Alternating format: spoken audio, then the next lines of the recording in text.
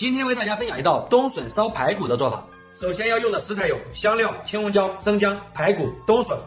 排骨需要砍成大小均匀的块，冬笋需要提前用水给它煮一下，煮的目的就是为了更好切。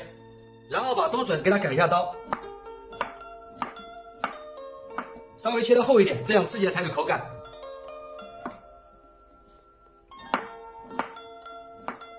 全部切好，装入盘中。下面就开始上火制作。首先进锅加入菜油，先把油在锅中烧热，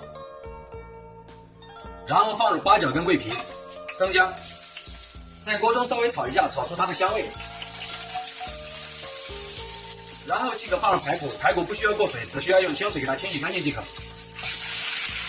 然后把排骨在锅中炒一下，炒香。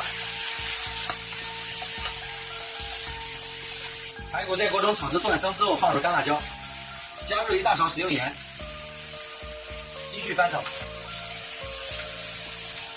把干辣椒的香味炒出来，然后加入少许蚝油，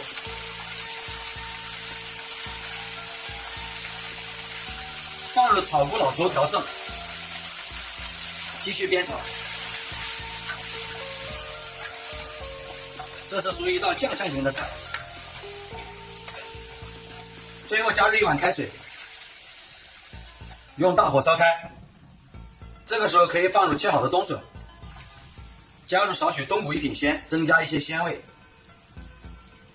烧开之后即可关小火，然后把冬笋与排骨放入高压锅中，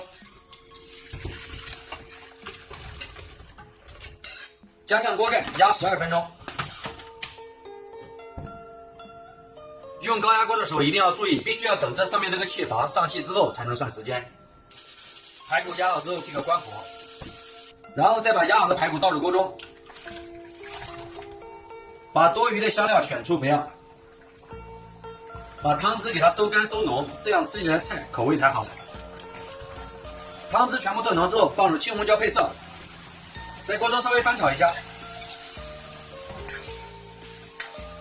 现在即可装入盘中，大家看一下，一道非常美味的家常菜已经做好了，希望大家能够喜欢。